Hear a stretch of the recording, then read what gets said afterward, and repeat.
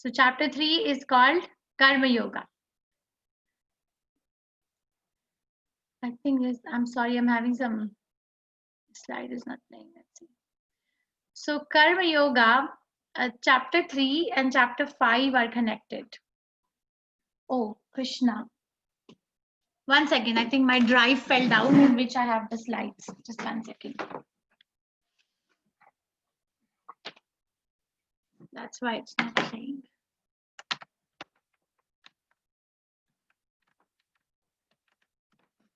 Okay.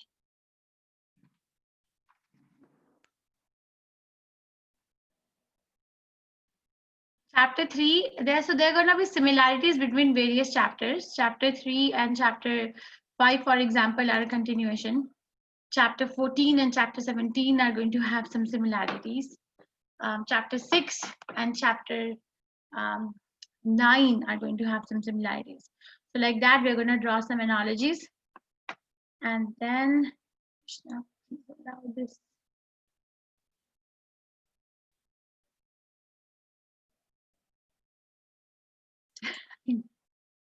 We are getting tested today. 1 second. Hare Krishna, Hare Krishna, Krishna Krishna, Hare Krishna, Hare Krishna, Krishna Krishna, Hare Ram, Hare Krishna, Hare Krishna, Krishna Krishna, Hare Krishna, Hare Krishna, Krishna Krishna. So Karma Yoga or Yoga of Action. So there are some takeaway points in this chapter. Karma Kanda, there's a difference between the word Karma Kanda and Karma Yoga. Karma Kanda means, simply put, refers to a ritualized means to derive sense enjoyment using different means, such as Devata worship. So Karma Kanda, the enjoyer of the activity is the performer of the activity. It's not, whereas in Karma Yoga, the enjoyer is Krishna. I do the work, but Krishna enjoys it. While on other hand, Karma Yoga is quite the opposite. It is engaging oneself in constant endeavor to please and serve the Supreme Personality of Godhead himself. The meaning of the word yoga is to connect oneself with the Supreme. That's the literal meaning of the word yoga, which is made of two words, yo plus ga. And karma means duty. So the chapter starts, most of the chapters are going to have question answers. That's how it is. Arjuna is going to ask questions and Krishna is going to answer. So this chapter starts that Arjuna is going to ask one question to Krishna. When I show you this image, what comes in the mind? What's happening? The other way, this way, that way? Can someone raise hand and tell me? What do you think when this kind of a picture is shown?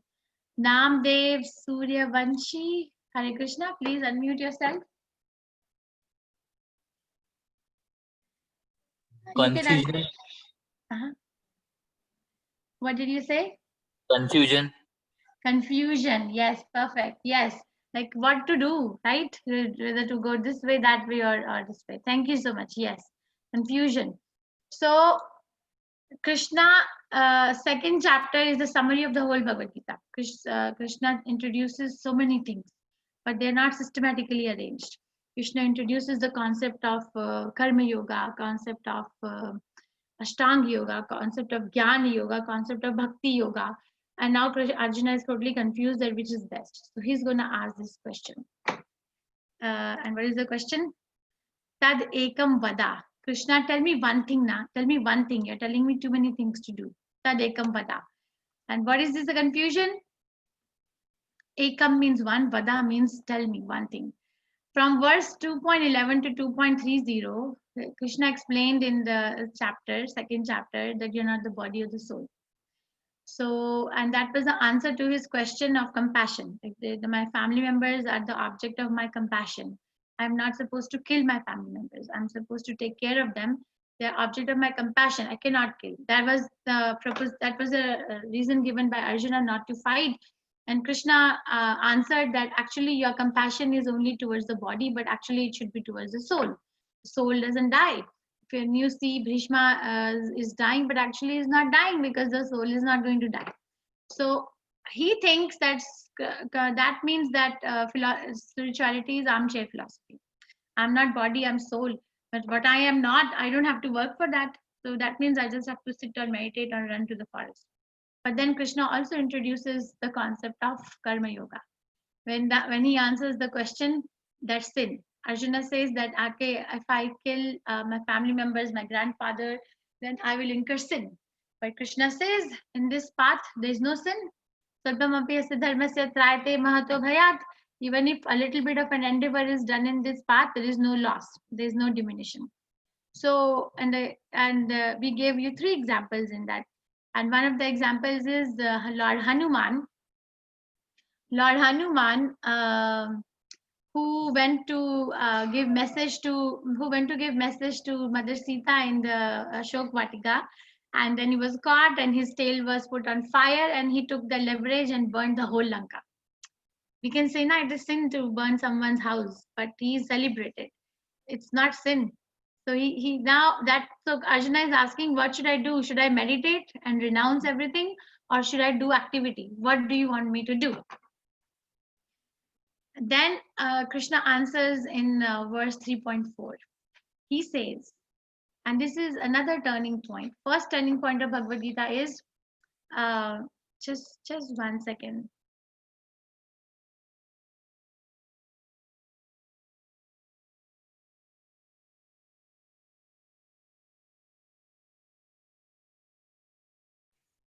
Sorry, it was my daughter. Not by merely. So first turning point in Bhagavad Gita was in 2nd chapter, 7th verse, when Arjuna says Karpanya dosha mahato prayaha, means but out of the miserly weakness of the heart, I'm not able to decide. I'm indecisive. Now I'm a soul surrender unto you. I'm a disciple surrender unto you, and please instruct me. That's a turning point, because the relationship took a turn. First relationship between Arjuna and Krishna were that they were friends. But from that point onwards, it was a teacher and a disciple, which is serious discussion. And this is another turning point in Bhagavad Gita, where he's saying, what should I do? Should I renounce or should I work?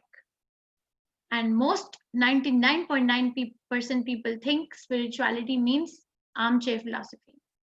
But let's see what holds inside Bhagavad Gita. Krishna says, not by merely abstaining from work can one achieve freedom from reaction. Not by renunciation alone can one attain perfection. So he says both are good, renunciation and working without attachment to the results, both are good. But both are not exclusive of each other. They're not exclusive. You cannot just exclusively renounce and not work at all. And you cannot exclusively work and not give me the activities, the result of your activity. So this is the meaning. I'll read again. Not by merely abstaining from work can one achieve freedom from reaction, and not by renunciation alone can one attain perfection. And this will be explained throughout the chapter. So कर्मेन्द्रिय संयम्य ये अस्ते मनसा स्मरान इंद्रियार्थम विमूढ़ात्मा मिथ्याचारस्य उच्यते. Mityacharasya uchyate. Before I bring the English translation, I want to know, when we look at this picture, with due respect to this human being, but what is it that we need to learn? What is happening? Why is this picture shown? Can someone raise hand? What is happening in this picture? Is this how a sannyasi should look like? No one is raising hand. The question is very hard. Viritha Yella, Hare Krishna. Please unmute. What is happening? Hare Krishna. He is trying to pretend to fully dedicate himself to God, but he's not actually. His actions are not showing what he wants to. What things in the photograph are telling you that it's not showing? What things are he's smoking cigar in the hand, and the way he's talking on the phone and all. So he's dressing. Yes. Thank you so much. Yes. Yeah. So thank you, Mataji. Very nicely said. You did not pinpoint at the person, you pinpointed at the objects. Thank you. So Mithyacharasya uchyate. He says, Krishna says to Arjuna that, okay, you renounce everything, you go to the forest, but what are you going to do with your mind?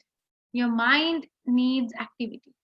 You're not a sannyasi, you're not a brahmachari, you're not somebody who is like, who is at a stage where you can renounce everything, so-called renounce, and be good and establish in self. Not. Krishna is telling it. What are you going to do with your mind? The mind is the storehouse of all the desires. You may look like a renounced person. I may dress like one, but I'm going to be a burden in the society. Such a person is a burden on the society. Mithya achara sa uchyate. Mithya means false. Achara prachar means one's behavior. Sa uchyate, that is called. India arthan vimudhatma. Vimudha. There are two words, mudha and vimudha. So he says that that person is deluding. He's not sincere. Who is so-called renounced, but the mind is the storehouse of so many desires.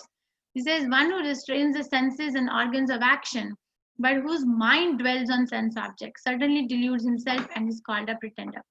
Prabhupada gives an example that on Ekadashi, we are advised not to eat grains. Okay?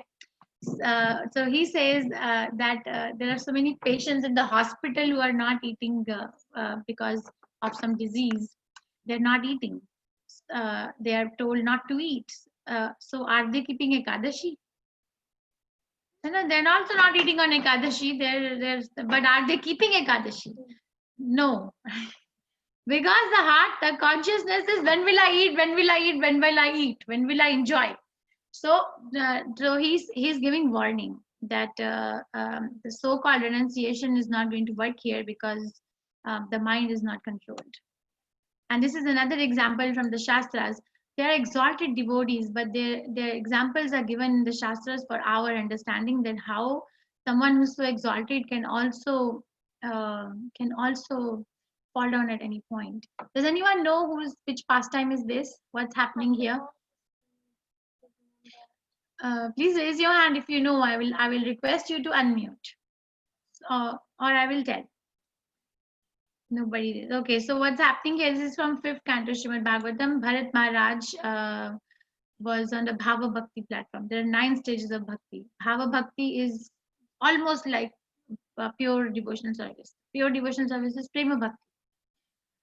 He renounced his kingdom, he renounced his family, he renounced everything because his consciousness was totally convinced and in serving Krishna. It was fixed.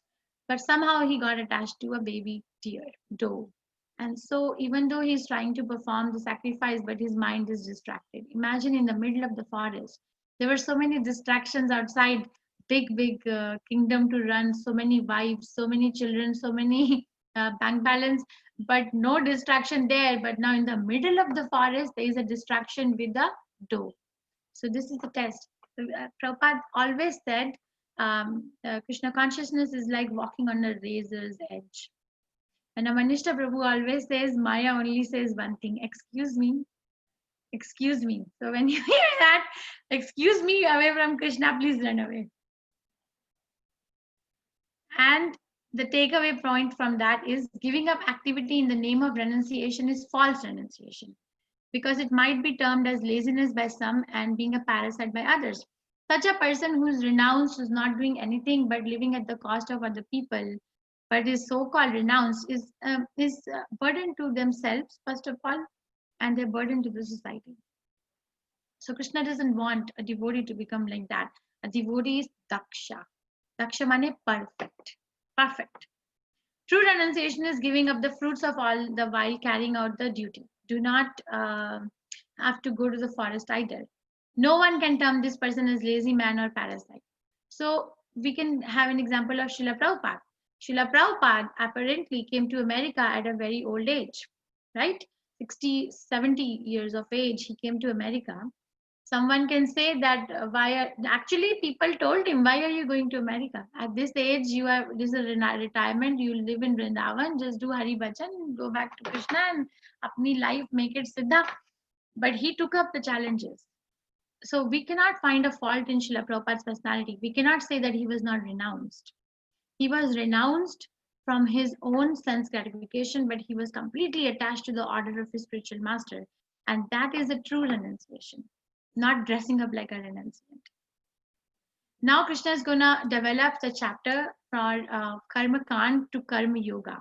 Karma Kand means that I do an activity and because I want to enjoy it. Like so many Vedic sacrifices are mentioned, so that if I want, for example, a healthy life, so I am advised in the Vedas to worship sun god. So I am the enjoyer, right? I'm worshipping sun god because I want to be healthy. Or if I want very good education, then I worship Mother Saraswati. So I am the enjoyer in it, right? So that is Karma Kand. Karma Yoga means when I'm working and Krishna is the enjoyer. So that is where he's going to take the chapter now. Work done as a sacrifice for Vishnu has to be performed. Otherwise, work causes bondage in this material world. Therefore, O son of Kunti, perform your prescribed duties for his satisfaction, and in that way you will always remain free from bondage. So work has to be done for the satisfaction of the Vishnu. Now it's a science, it's a process, it's learning. We are in the school now, that how are we going to perform activity which will satisfy Krishna. If I don't do that, then what is the result? Work causes bondage in this material world. Because karma, I do activity, now I have to wait for its reaction. Every action has a reaction, right? Therefore, if I don't want that, and if I want to go back to Krishna, O son of Kunti, perform your prescribed duty for his satisfaction, and in that way you will always remain free from bondage. Does anyone know what's going on in this painting? This is one example of Karma Yoga, not Karma Kanda. Does anyone know? Give it a chance. What's happening in this painting? Please raise your hand if you want to take a chance, or write in the chat box. The chat is only coming to me.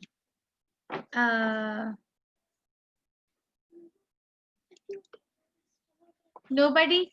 Okay, so this is Yudhishthira Maharaj. After the battle of Kurukshetra, he performed Rajasuya festivals.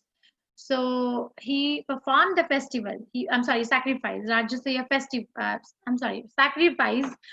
But the enjoyer was Krishna. So Krishna is sitting on his throne, being worshipped by very magnanimous and extravagant paraphernalia. And Yudhishthira Maharaj is sitting next to Narad Muni to take instructions as to how I can satisfy Krishna more, how I can serve Krishna more by doing my duty. So this is Karma Yoga.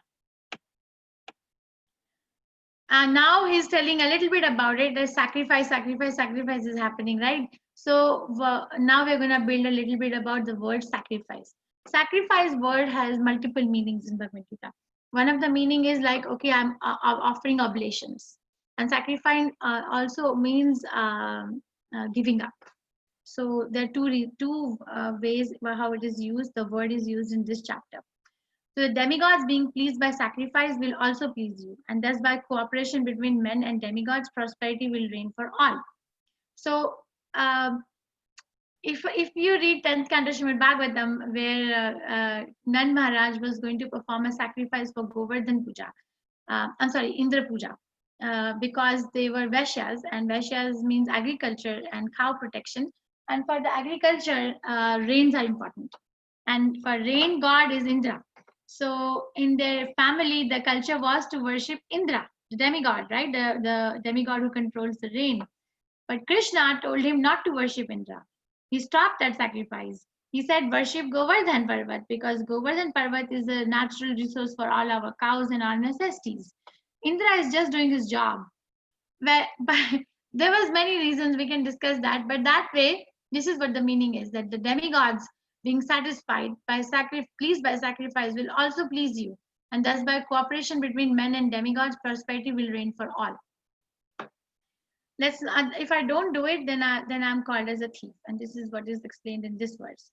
In charge of various necessities of life, the demigods being satisfied by the performance of yajna will supply all necessities to you.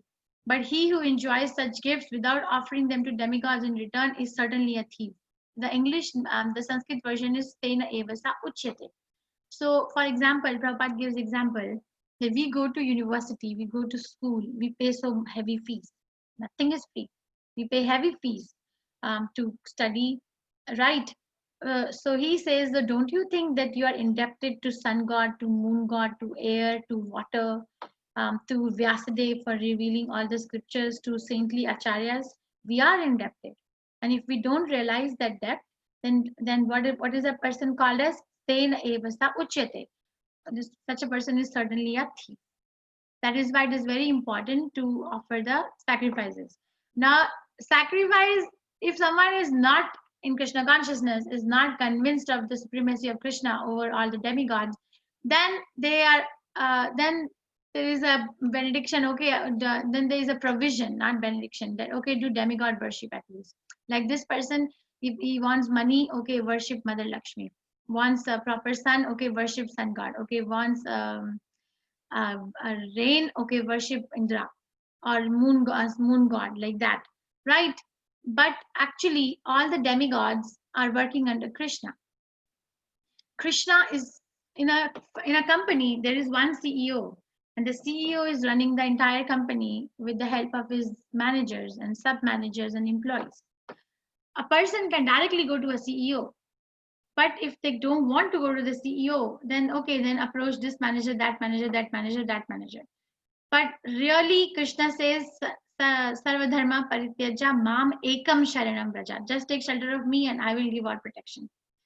But if someone is not ready, then Krishna is saying, okay, you're not ready to surrender unto me, but don't become a thief. At least offer thanks or sacrifice to the demigods who are taking care of these things.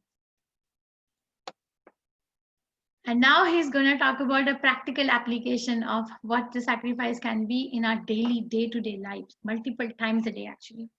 He says, all living bodies subsist on food, grains, which are produced from rains. Rains are produced by performance of yagya, sacrifice, and yagya is born out of prescribed duty. I'm going to go to the next slide because this is a cycle of sacrifice. So he says, all living entities are subsiding under grain. Here, right? We eat, but the grain is produced from the rain. Rain is produced from the sacrifice. Sacrifice is produced by doing a prescribed duty.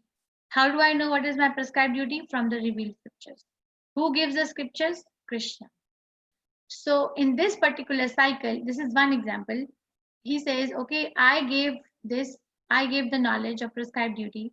One performs the prescribed duty, and that is offered as a sacrifice. The sacrifice, when grain comes, and from grain, very nice preparations are made. Offer them to me. Don't just take it. Offer them to me, and then you take it, then it is sanctified. If someone cooks and eats, then that person is called as a thief. And that's what is going to be the next verse. But in this particular yuga, can someone tell me what was the mode of self-realization in Satya Yuga? What was the mode of self-realization in Satya Yuga? How people were becoming self-realized? By doing what process? Satya Yuga, Dwapar Yuga, Treta Yuga, Dwapar Yuga. What was the mode of sacrifice to become self-realized? Someone is writing in the chat. Yagya. Yagya means sacrifice, but what kind of a sacrifice?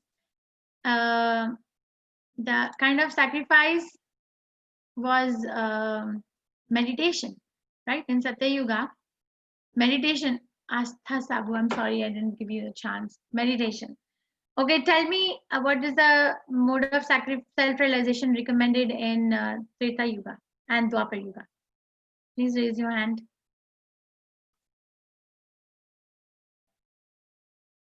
I don't know what is TAP. Astha Sabu, Mataji, please unmute yourself. Temple worship is for what yuga? Temple worship is for what yuga? Are you temple worship is for Dwapar Yuga. Meditate in Satya Yuga. Okay, are you guys gonna find out for tomorrow, or do you want me to tell it now? Tell me at the end when I ask all of you to unmute yourself.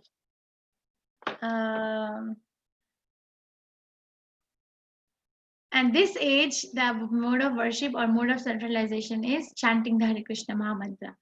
And these are some of the references from Srimad Bhagavatam 11th canto 5th chapter 32nd verse.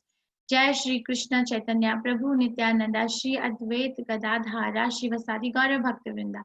Hare Krishna, Krishna Krishna, Hare Hare, Hare Ram, Ram Ram, Hare Hare. So, Yagne Sankirtane Prayer Yajanti Hi Sumedhashaha. So, Yagne Sankirtane. So, sacrifice is Sankirtan Yagna. Sankirtan Yagna of what? Of chanting the Hare Krishna Maha Mantra. And who does it? Sumedhasaha. Medha means good brain, and Sumedha means especially good brain. And this is another, this will come more elaborately in chapter 6, but in 10th chapter of Bhagavad Gita, Krishna says, Yagne Nam Japo Yagno Asmi. Again, out of all the yagyas, I am the yagya of Japa. Japa Yagno Asmi. So he himself is declaring. Now this is a continuation of the cycle of sacrifice. The devotees of the Lord, are released from all kinds of sin because they eat food which is offered first for sacrifice. Others who prepare food for personal sense enjoyment verily eat only sin. Morsels and morsels and morsels of sin. It is sin. First of all, we cannot say that the animals have life but plants have no life. Plants have life, right? So we take them and then when we wash them, there's so many living entities killed. When we turn on the fire to cook, then also so many living entities are killed. When I'm eating or breathing, so many living entities are losing their life because of those activities. Ignorance is not answering. It's happening. I'm responsible. Human life is a life of responsibility. How can I get rid of it? How can I sanctify my food? By offering it to Krishna. Such a simple act can actually lead me back to Krishna. Only a fool will not do it. This is a very nice analogy. There are different levels of consciousness.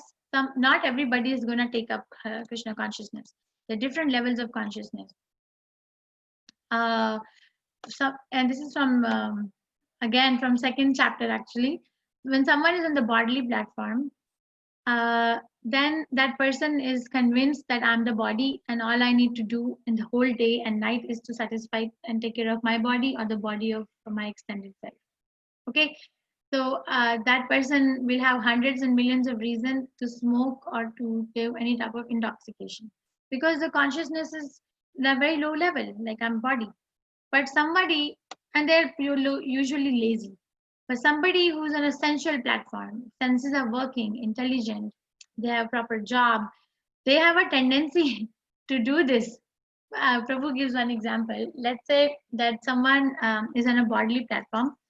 They go to the marketplace and they enter the pub or to drink alcohol.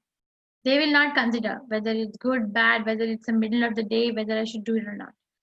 Person on sensual platform will go to a juice shop next door to the pub, but from the corner of their eye, they will look at them. When will I do? But there is some intelligence that this is not the time. I have so much work to do. So that's sensual platform.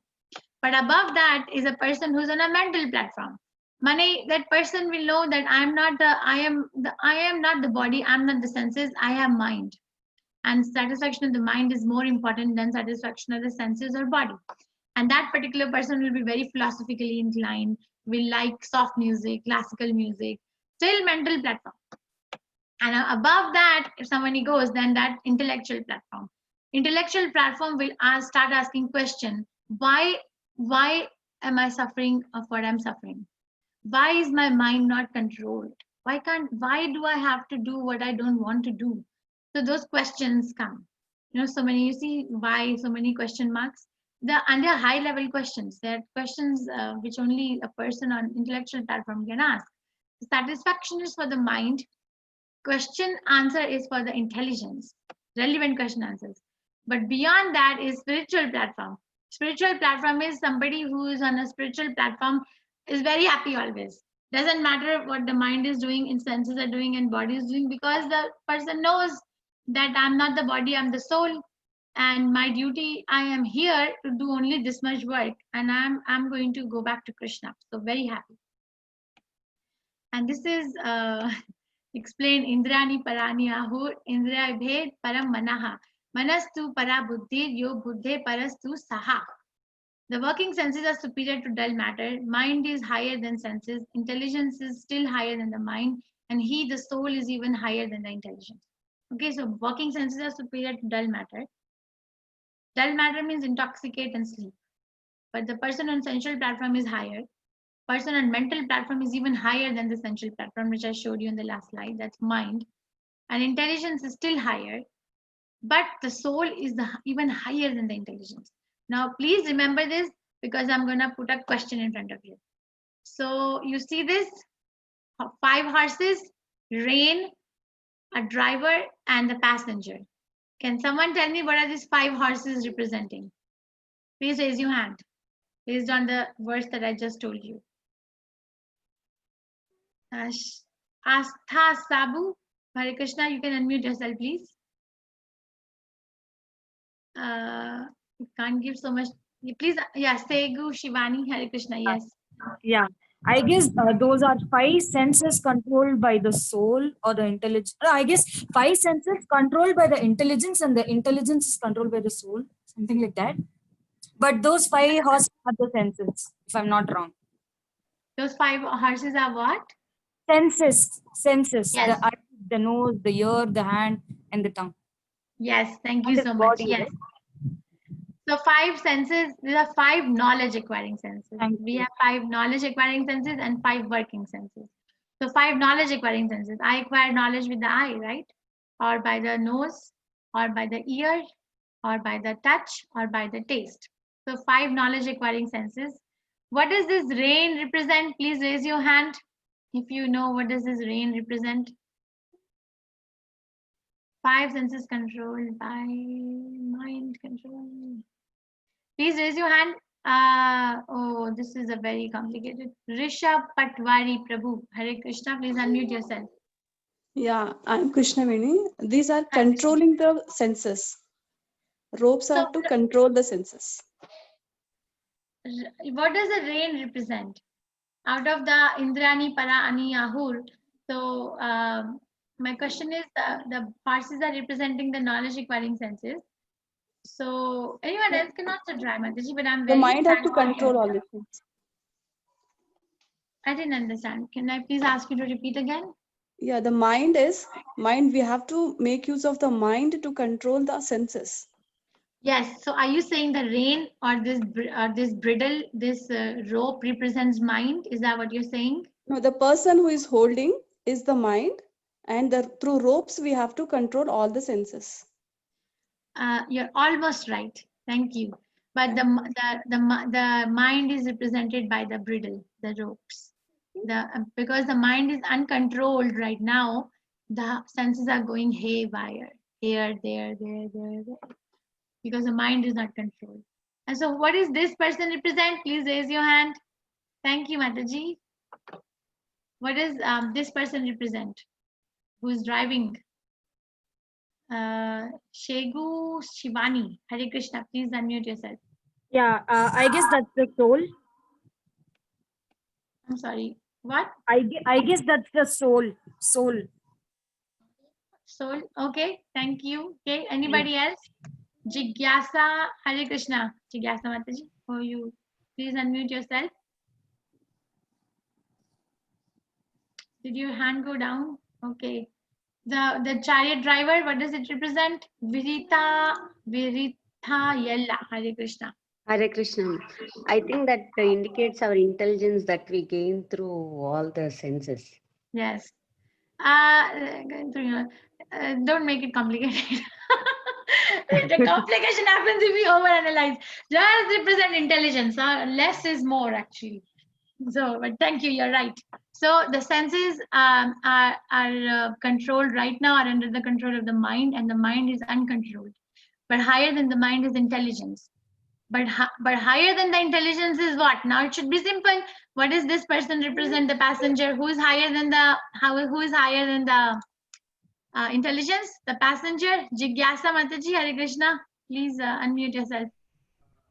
Yes, Mataji. This is soul. Oh, so it's very confusing. The names are Mataji, voices are Prabhuji. No. See, my name is Lalit. So this is like my institution's this thing official. That is why the name is reflecting Jigyasa. Yes. Acha, acha, okay. Yes, thank you, Prabhu. So the soul, mind, the passenger represents the soul. We are not even like soul is like just observing what is happening, and the intelligence is like, my God, the mind is not hearing, and the mind is the storehouse of desires, and the mind enjoys through the senses, which we will develop more and more. It's a science. Thank you, everyone. So again, the horses are representing this knowledge acquiring senses, and the bridle is representing the mind, which is uncontrolled, so the senses are also uncontrolled. The chariot driver is representing the intelligence. Can you see intelligence? Yes. And then the person sitting is the soul. The soul is completely like aloof, not even touched. Self. What is the takeaway point? Intelligence which guides the mind is superior, but we know by experience that the intelligence can also be guided and directed.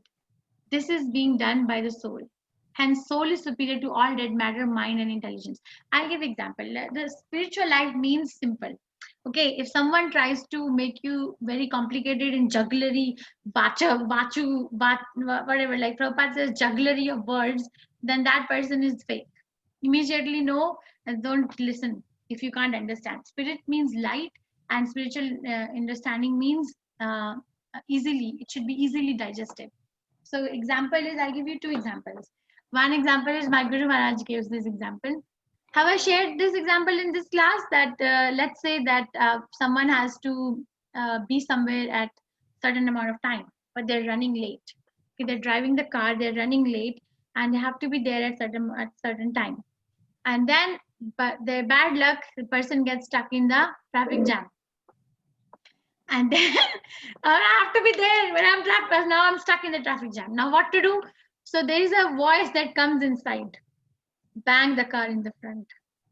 Right? I get it sometimes. Bang the car in the front. And then there's another voice which comes, are you kidding me?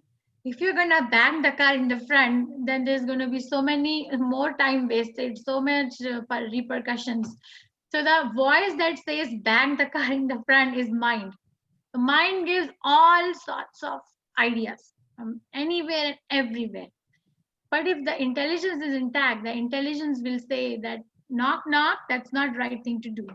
That is why we say the intelligence is higher and can guide the mind.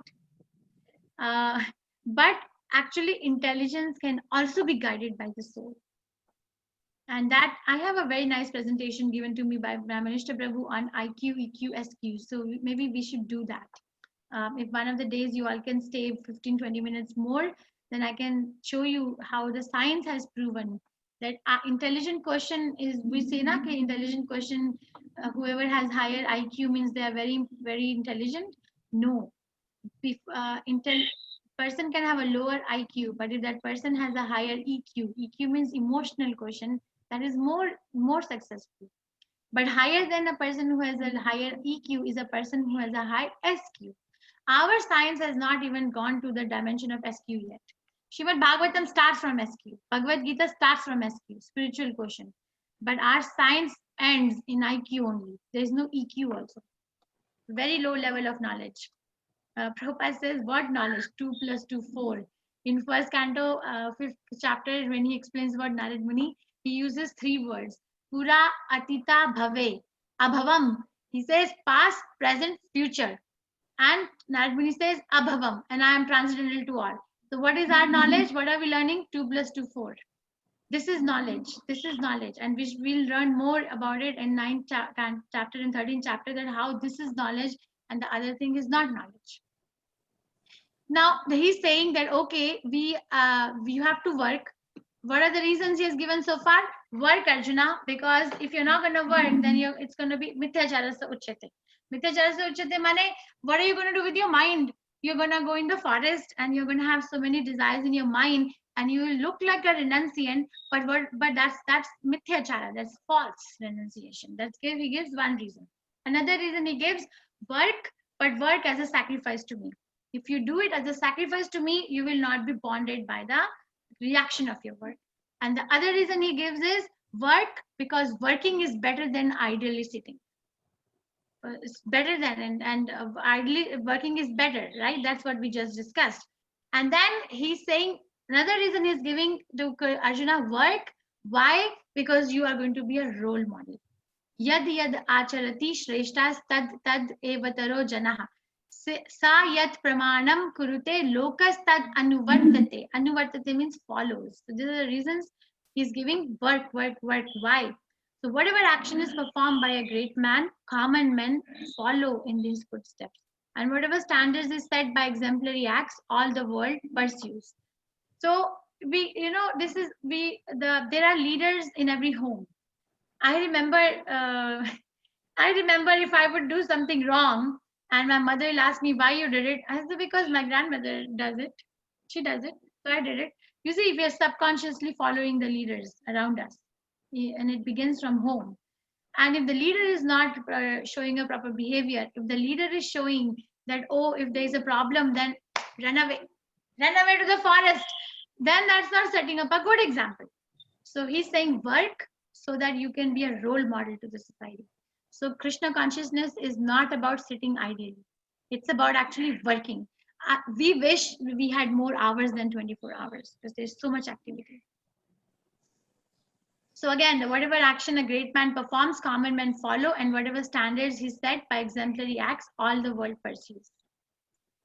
So what is the takeaway? Role models are who we look up to. They are who we aspire to be. Hence, we must be incessantly cautious in choosing our role models. So please don't have a drug addict, or actually the addiction in today's world is not drug, it's entertainment. Entertainment addict, don't have them as your role model. And then Arjuna asked another question. I'm going to take a quiz at the end, okay? What are the 2 questions that Arjuna asked in this chapter? First, and this is the second one. And he says, okay, I want to work, but by what is one impelled to do a sinful activity as if by force? Anicham. Ichham means desire. Anichham means not desiring. Balad. Balad means power. Like something is forcing. I don't want to do something. I don't want to wish to do something. I know it's wrong for me, but I feel there is a force which compels me to do it. He's asking, what is that, Arjuna, Krishna? What is that? Like, why is someone forced to do something wrong as if compelled? So he's going to answer. Krishna is going to answer in 3.38. This is a very nice chapter. There's so many points. We are just doing a crash course and we can spend the whole month in this chapter. Dhume na vritiye bhanir yathar drasho malena cha yatho bhena avtaro garbhas tatha tenedam avritam. So he says it is lust only, Arjuna. It is lust. It is lust, kama esha, no. It is lust only, Arjuna, which burns like fire. Kama esha krodha esha rajo guna samudbhava. Mahashano mahapapam vidyen vahi veranam. Yeah, that's the shloka. So it's lust only, Arjuna, which if not satisfied burns like a fire. Kama esha krodha esha. If the lust is not satisfied, it leads to krodha. Krodha esha rajoguna, and there krodha is arising from the mode of passion. Mahashano mahapapa. So it's very, very cumbersome, and it is very, very a stumbling block. Vidyen vahi verinam, and it is the enemy of a living entity. So it's lust only. And what are the degrees of the lust? Please remember this, and please go back and read this. What is the degrees of the lust? Krishna is saying 3 degrees are there. As the fire is covered by a smoke, and as a mirror is covered by a dust, or as an embryo is covered by a womb. So as a fire is covered by a smoke is compared to a human being. Like human being, we have some fiery quality, means I have some curiosity. If I'm taken to a slaughterhouse, it's not going to be easy to slaughter me without my fight pack. But if an animal is taken to a slaughterhouse, they are like totally unaware. They don't fight, they go. So there's some spiritual quality in a human being. There's some curiosity. There's some questions. Why am I suffering? And that is compared to the fire. If it is given proper ground, the fire will burn and the person will become fully Krishna conscious. But it is covered by smoke. And the smoke is that I have so many other desires. But it's easy to get rid of the smoke now, and fire can kindle. So Krishna consciousness is something like getting rid of this smoke. And other is the mirror which is covered by dust is compared to two things by Prabhupada in this purport. One is Cheto Darpana Marjanam. Mirror is compared to the heart, and dust is compared to the unwanted things sitting in the heart. So Krishna consciousness is Cheto Darpana Marjanam. Chetana means consciousness, Darpana means mirror, Marjanam means cleaning. Krishna consciousness means cleaning the mirror of the heart. Clean, like purify, purify, purify. That's one analysis Prabhupada writes. And the other analysis Prabhupada writes is that it is also compared to an animal life.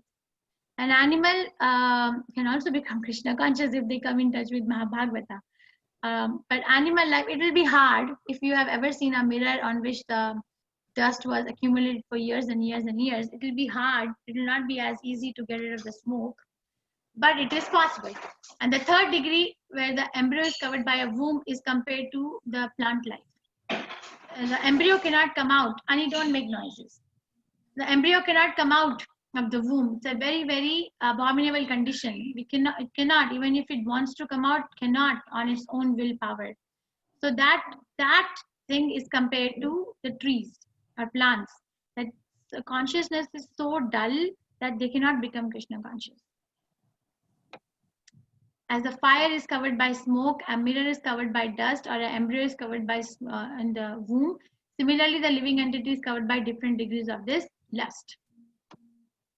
So again, this is O descendant of Vrishni, Ana Ichham and Balad, by which one is impelled to do sinful acts even unwillingly, as if engaged by the force. And he answers, this lust. Again, the same thing. Animal life for mirror in the dust, womb, embryo in the womb compared to plant life, and fire and smoke compared to the human life. Therefore, O Arjuna, best of the Bharatas, in the very beginning curb this great symbol of sin, lust, by regulating the senses, and slay this destroyer of knowledge and self-realization. Okay, question. He says, but in the very beginning. What is the beginning? We learned yesterday the 8-step process of fall down. So when Krishna says in the very beginning, what does it mean? Beginning. Please raise your hand and tell me or write in the chat box, what is the meaning of in the very beginning curve this great symbol of sin? Anybody? Oh, same people are raising hand. Seju Mataji, Shivani, you're already unmuted. Please speak. Yes, Ego Shivani Mataji. Hare So Krishna. I guess in the very beginning is the childhood, if I'm not wrong. Well, yes, you were there in the yesterday's class. Ah, yes, Mataji. Okay. No, I'm asking from there. Remember, Rashmi Mataji explained while contemplating the objects of senses, one develops attachment from when there is lust, from lust attachment arises. I'll take you back if you don't remember. Oh. But thank you. Yeah. It takes a lot of effort to talk. So thank you. Thank you. Astha Mataji, please unmute yourself. Your hand has been raised, but you are not able to unmute.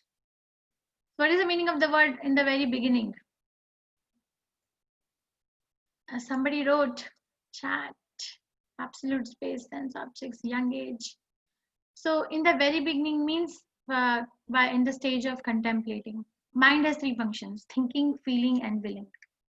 We do a subtle activity in the mind before we use our senses to work. And what are the subtle activities? Thinking. I think about it first, and I develop a willpower, a determination. And then thinking, feeling, I feel that I should do it. And then I develop a willpower to do it. So beginning over here means at the stage of contemplation, planning. So he's saying that stage only, just run away. Don't even let it fire. You know, and I said, Maya says, excuse me. That's what it is, that trying to enter the mind.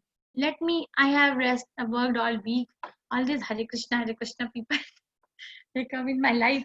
They don't have anything else to do. Life is for enjoyment. Let me go watch a movie. The thinking now is coming in the thought. So Krishna is saying that is the beginning. Don't pay attention. Don't fight it. You'll not be able to fight it. Don't pay attention to it. So what is the takeaway point? Moderation is for the weak. We hear every day, right? Moderation, thoda karne mein no problem, you know. You can do a little bit of drinking is good. Little bit of smoking is good. Little bit of meat eating is good. But what if someone says little bit of corona is good? So we have to be very, very very, very cautious in everything. Not thoda, because little only will give rise to a lot, and then mahashano mahapapma, and I'm going to fall down in the in the material pool again.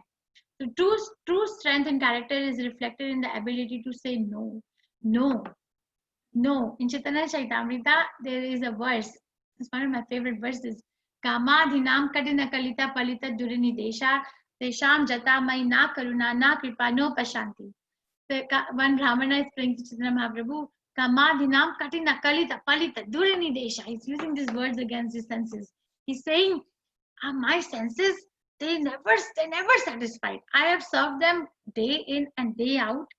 Neither are they satisfied, nor do they have any mercy on me. They keep on asking more and more and more. How much to give? And then he says, now my intelligence has come in action, and now I want to surrender unto your lotus feet. So it takes a lot of determination to become Krishna conscious. It's very easy to follow the so-called norms of the society and go to hell, because the whole world is going there. Therefore, without being attached to the fruits of activities, one should act as a matter of duty. For by doing without attachment, one attains the supreme. So this is the karma yoga. Karma kanda, I told you, somebody does the activity and I want to enjoy this. But karma yoga is, I do it, but I'm not attached to the fruit of it, but I will do it. For example, I send you messages every day that we are going to have class at 6 o'clock.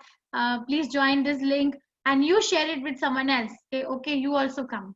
That is actually a devotional activity that you just did at the service of Krishna, and Krishna will take note of it. You were not attached. When a person comes or doesn't come, does not attached. If they come, well and good. If they don't come, we'll talk to a wall, not attached. But because you did it for Krishna, because you took your assets and used it for Krishna, that activity becomes a devotional activity, and Krishna keeps a track. Krishna never forgets. Krishna never forgets, because he doesn't change his body. His body is made of Sachidananda Vigraha, spiritual body, and Krishna will always remember. So such simple activity. Or for example, now you're going to cook in your house, and you're going to cook and you're going to offer to Krishna in your house. That's devotional activity. Krishna will not forget that person took so much endeavor, worked so hard, earned money after so much hard work, and went and did grocery or grew the plants or whatever, procured some means, cooked, put so much effort, and offering it to me, so much hard work. Thank you so much. Prabhupada gives example that, let's say that there's a father and then there's a small child. So father only brings everything, right? Everything home. But the small child, out of affection, gives one cookie to the father. Father only brought, but he gives one cookie, or she gives one cookie to her father. How happy that father feels that my child is giving it to me. That is how Krishna feels. And not only that, Krishna also sanctifies the food. And there's no sin, he absorbs it. Like sun absorbs an infection from an infected place, right? Sun doesn't get infected, right? In fact, the infection gets resolved. Like that, Krishna takes away the sin. The spirit soul bewildered by the influence of false ego. We are almost done. I think we're above time. No, we have 2 minutes. The spirit soul bewildered by the influence of false ego thinks himself the doer of activity that are in actuality carried out by the 3 modes of material nature. So, ahankara vimudhatma karta aham iti manyate. This is the verse. Arjuna asna anicham balad, by what one is forced to do the activity even if I don't want to do it. And Krishna says lust. And then Krishna is continuing the answer that actually lust, but then that person is also feeling that I am the one doing. And that's called as karma mimamsa theory. That okay, I'll do work and I will get the result of the work, and I will, from the result, I will enjoy my life. That's demoniac nature. It will be explained in 14th and 17th chapter. Why am I thinking that I will do this? Why? Because bewildered by the influence of false ego. Actually, we are under the modes of nature. What are the 3 modes of nature? What are the 3 modes of nature? Please raise your hand. What are these three deities are representing? Anybody? What are the three modes of nature? I think you all know. Goodness, passion, and ignorance. So they are making us like dance. Like for example, sometimes in the night, I feel like I have so much of work to do. I don't want to sleep, but I'm forced to sleep because the mode of ignorance is acting. Forced. So this ends the chapter. Very interesting chapter. Too many things discussed, but this is a systematic study. Karma Yoga is discussed. And chapter 5 is action in Karma Yoga. So Karma, first, okay, no man, I'm not going to show. First, you tell me, what are the two questions that Arjuna asked Krishna in this chapter? What were the two questions? Please raise your hand. Oh, you know what? I'm going to allow you to unmute now. Okay, you all have permission to unmute yourself. So please tell me what are the, every day you are asking question. Today I'm asking question. What are the two questions? I even gave him 2 questions that Arjuna is asking Krishna in this chapter.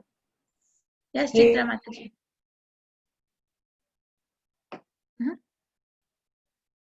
Mataji, you are unmuted. Please speak. Anybody else? Chitra Mataji, I can't hear you if you're speaking. But you're unmuted. Anybody else? Okay, at least tell me one question. Yes, Mahit. Hare Krishna. Hare Krishna. First question is what to do. It was confusion, so what to do? What to do means what is the confusion? Yes, you're right. Relatives. Yeah. Yeah. Like going into the war, they all are his relatives. How can I kill them? Like, what's the battle? Yes. Go more deep. Now you're building. Yes, what to do is correct. I'll take it. But what to do? Mane, what is there? What to do? So please unmute yourself. You don't have to raise your hand. Unmute yourself and speak. Contemplation, Now, Mataji. my question is, what are the 2 questions Arjuna is asking to Krishna in this chapter? Real me. Hare Krishna. Hare Krishna Mataji. Hare Krishna.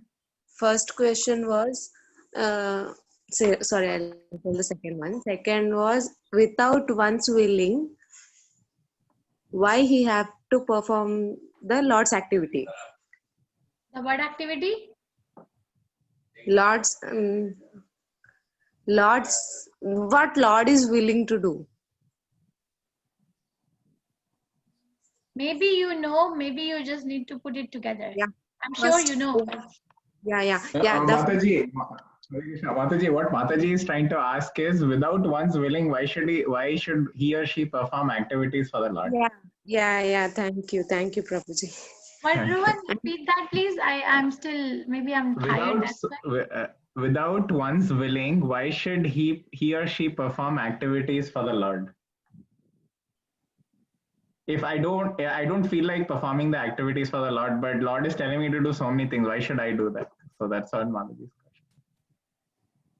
But that's not the question he asked. Mataji, I think it is, though he is not willing to do the sin, why he is doing sins? Yes. Like that. Yeah. Please put your facts together. Otherwise, puzzle ban jayegi. Yes. So yes, that's correct. So I don't want to do a wrong activity, but I do it. I'll give you example. Sometimes I know that my stomach is full. I ate 1 rasgulla. I don't want to eat more, but my mind says eat more. So I eat 6 more, and then what happens? The stomach hurts. But I know I'm full. I should not eat, but I do against the will. Intelligence is not working. So that's what Arjuna is saying, that even if I don't want to do it, then still I'm forced to do it. What is that? Why am I doing it? Yes, that's one question. What is the other question? Hare Krishna, Mataji. Hare Krishna. I guess it's Ekam Vada is tell me one thing, what I should do. If you were here, I would have given you a gift of Bhagavad Gita. Yes. So, yes. What should I do? Should I renounce or should I work? What should I do? Oh, it's written here also. See, thank you. So should I renounce or should I work? Krishna, what should I do? So that Ekam Vada, tell me one thing. Please don't confuse me. So 3.1 and 3.2 verses. Chapter 3, text 1 and text 2. He's asking questions. Then the chapter goes on to build Nishkam Karma Yoga is higher than Jnana Yoga. Nishkam Karma Yoga, Karma Yoga is 2 types, Nishkam and Sakam. Nishkam means that I don't want to enjoy the fruits. I just want to work for Krishna. Sakam means I have some desire to enjoy, but I also want to give some part of my my earning to, or my fruit to Krishna. For example, if if someone is making so much money, and then I would like to give some charity to Krishna for sake of Krishna consciousness. But I want to keep majority for my own self. I'll give little bit. That's the Kam Karma Yoga. Nishkam is I give everything. And Jnana Yoga means cultivating the knowledge about Krishna. So Krishna is saying Nishkam Karma Yoga is greater. Niyatam Kuru Karma, 3.3 to 3.9. Then Karma Kand to Karma Yoga, we heard, right? 3.1 to 10 to 3.16. Pravartim Chakram. That is where the cycle of sacrifice was described.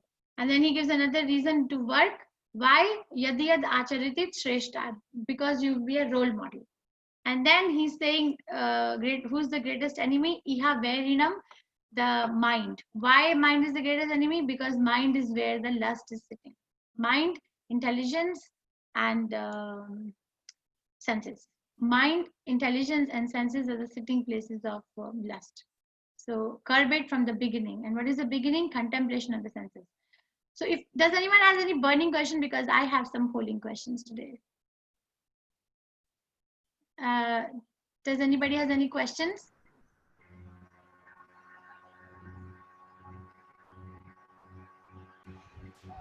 Hare Krishna Mataji. Hare Krishna. Mataji, I just want to know that this Niskam Karma, so how we can start practicing it? So that is the biggest thing which I try to do, but I don't know how to initiate. Yes. So Nishkam Karma Yoga is actually Buddhi Yoga, is a Bhakti Yoga. Is directly Bhakti Yoga. Nishkam Karma, you can do so many ways. For example, if someone has some skill, they can help for the propagation of Krishna consciousness. They can give some time. We are not getting any return in terms of material calculation, but I want to do it for the sake of Krishna consciousness on the order of my Guru. So that's one example of Nishkam Karma Yoga. We're working, right? Ramanishta Prabhu made this available, temple website. So many, Rohan, the boy who just spoke, is spending countless amount of sleepless nights making arrangements. Work. But what is the result? What is the result? The result is that, okay, let me make people Krishna conscious, so Krishna will enjoy. So that is the beginning. That's one way that you can start. You can see that how can you contribute? Can you invite your family and friends to such sessions? That's one way. And the other way, which is more sublime, is start chanting Hare Krishna Mahamantra. Because when we chant Hare Krishna Mahamantra, Krishna likes it. Krishna likes that as much as a father likes getting a cookie from the hand of the child, like that Krishna likes that if someone chants. Okay, Prabhu. Okay, thank you. Hare Krishna. Okay, so have you ever visited ISKCON temple anywhere in the world? Please tell me. Answering the polling. Okay, sorry. People are leaving. Before, if someone wants to ask a question, I'll be happy to stay back, but let me ask you first. Okay, I'm going to end the polling in next 2 seconds. Hare Krishna. Hare Krishna. I missed today's session. Can I attend it in the evening? Yes. 3 o'clock. I take 3 o'clock. Ramanishta Prabhu will take 7 o'clock. You can attend his class. With same link? Mataji, can you give me one second? Let me just, the same ID, I will be yes, I don't know. Rohan, who's taking 7 o'clock class? Mataji, what time are you talking about? 3 o'clock or 7 o'clock? Anytime. 3 o'clock will be better. So 3 o'clock, I am going to take again. Okay. And 7 o'clock, some other devotee will take, but the link will be same. Same. Okay. Thank you. Okay, Hare Krishna. So 74% of the class says yes, and 8% is saying no. So thank you. Even 8 people are saying no. 8 people are saying no. Yeah, thank you. Okay. Mataji, I have a Yes. question. Yes, Mataji. Can you answer my question first? May I please ask you? Sure. Do you chant Hare Krishna Maha Mantra? Please do this polling. Yes, 1 to 2 rounds per day. Yes, sometimes not keeping a count. Yes, 3 to 8 rounds per day. Yes, 16 rounds or more per day. I am an initiated devotee in ISKCON.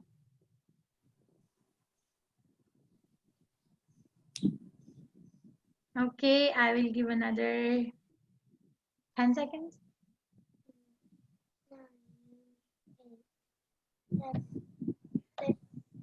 5, 4, 3, That's my daughter counting at the back. 2 are initiated. Okay, I'm gonna end the polling. So 52% is saying that they chant but they don't keep accounts. Thank you. 13 people actually. And 6 are saying, or 24% is saying 1 to 2. Thank you so much. 1 is saying 16 rounds or more per day. Thank you so much.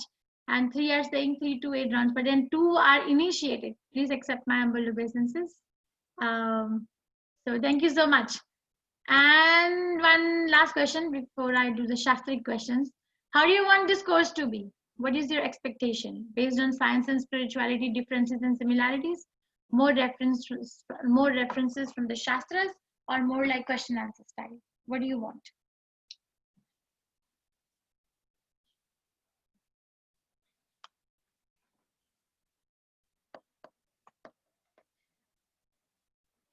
Hare Krishna, Hare Krishna, Krishna Krishna, Hare Hare, Hare Ram, Hare Krishna, Hare Krishna, Krishna Krishna, Hare Hare, Hare Ram, Hare Krishna, Hare Krishna, Krishna Krishna. Okay, I'm going to stop the polling here. Share results. So the majority class is saying based on science and spirituality differences and similarities. Okay, I have very intellectual, yes. and 13 people or 42% are more like references from the Shastras. Okay, and 1 is saying more like question answer style. Okay. Thank you so much. So yes, I'll take some questions. I have some more questions, but I'll pause here. One point here. Can Yes. you hear me, please? Yes, Prabhu, I can hear you. Yeah. You asked that how this session should be. One point I have, like we always keep hearing Bhagavad Gita always gives a pointer how to behave in any of the situation in your life. So if you can give some examples, maybe in somebody else's life, how that, because see, Arjuna asked, what do I do? He was in confused state of mind. Should he fight or should he, renounce or action? So Krishna told him, you need to take action, and he explained why he should take action. Now that is a very good pointer, but sometimes, like in our day-to-day life, every now and then this type of situation comes, and it sometimes, it is difficult to interpret what Bhagavad Gita is telling us to do. So if you can give few examples, common day-to-day example, maybe fictitious or maybe real life, it will be really helpful. Frankly speaking, I am planning to read the Bhagavad Gita. I have this Bhagavad Gita as it is book in my house, but whatever, that is that contemplation, and I'm dropping it there itself. But when I start, okay, I'll be reading, I'll be understanding, but the most important thing is if I can inculcate it in my day-to-day life. And Yes. whenever there is a doubt, so that is way, if you can give some examples, I think that will be helpful for everyone. Okay. Okay. Do you want me to give example now, or this is a suggestion for everyday class? Suggestion, ma'am. Okay. Time is again like a key. Yes. Yeah, I think it will be very helpful, because if you take small examples, many times you have already taken. So if you can put little bit more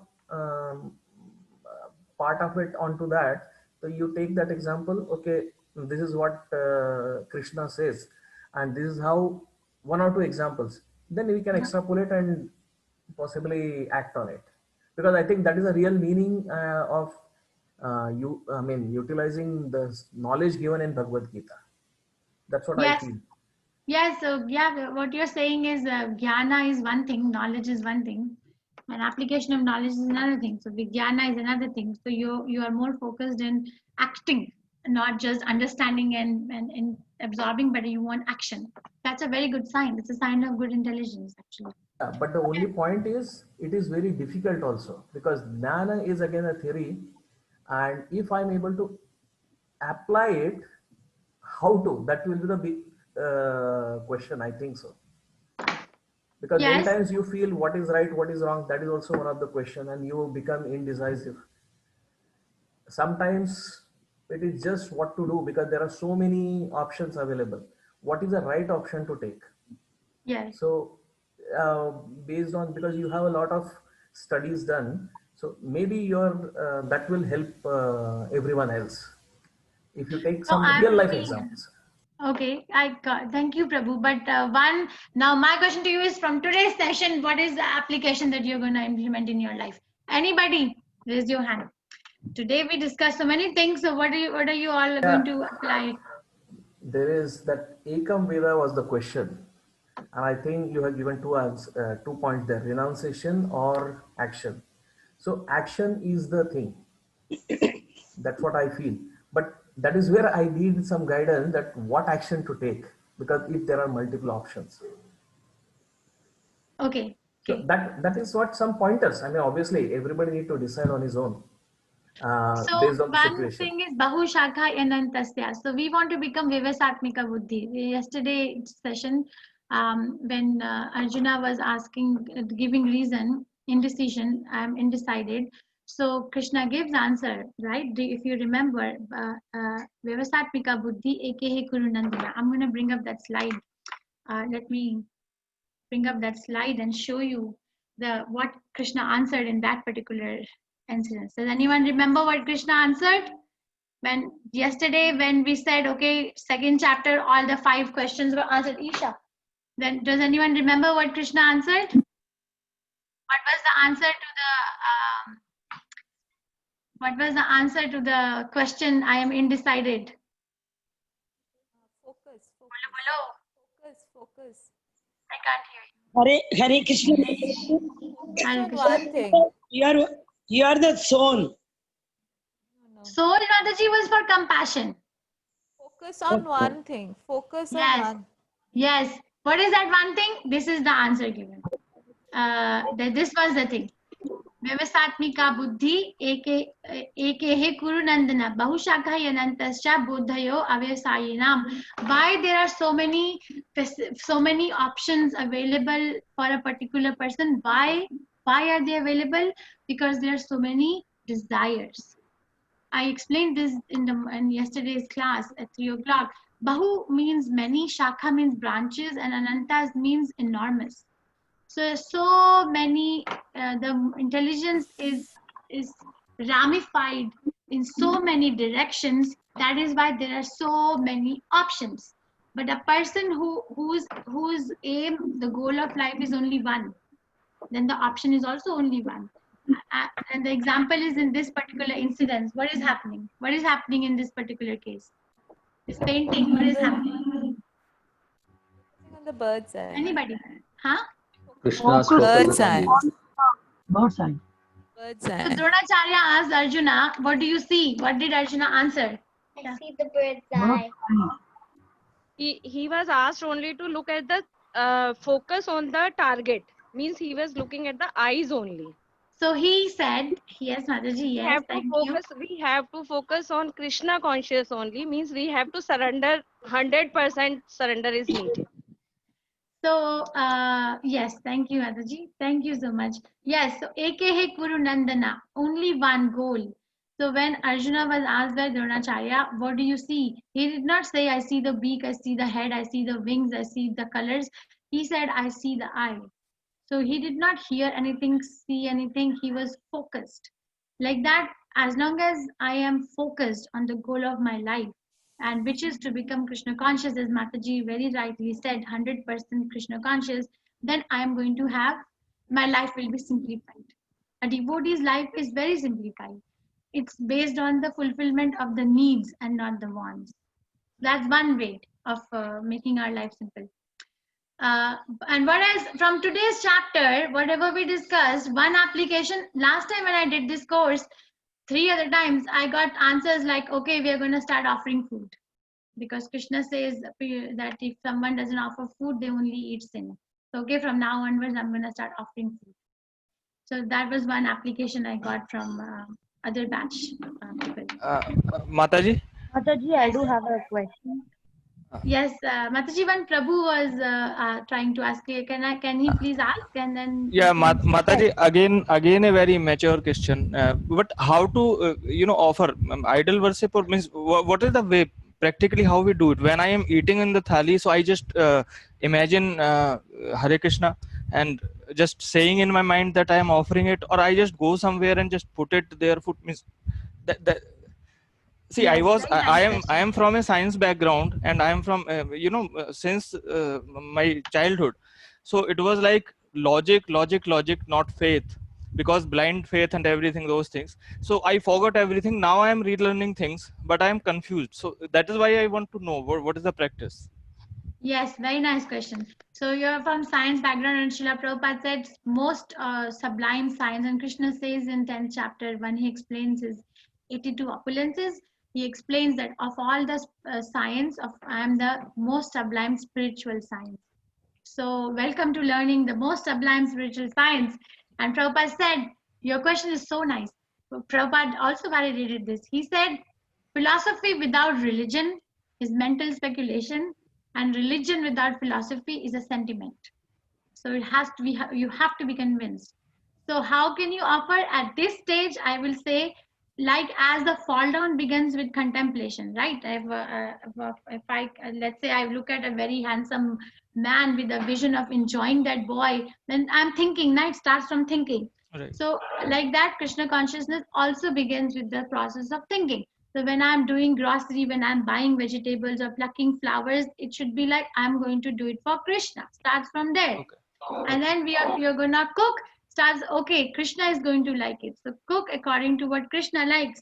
And then you offer, you should have ideally separate plate from Krishna, because Krishna is the owner of the house. You cannot eat in the same plate as Krishna eats. Right now, I would say put tulsi leaf and offer to the deity or picture or your mobile phone image of Krishna and chant Hare Krishna Maha Mantra 3 times and say from the core of the heart, my dear Lord, I have no ability to serve you, but I have brought menial offering for your enjoyment. Kindly accept it so that I can come near to you. There are mantras later on, I will say, but that's not important because Krishna says, I'm Bhavagrahi Janardhan. Okay. Thank you, Mataji. Hare Krishna. Okay, Hare Krishna. Yes, Mataji, you had a question? One Mataji had a question. Yes, Mataji. Hare Krishna, Mataji. Hare Krishna. So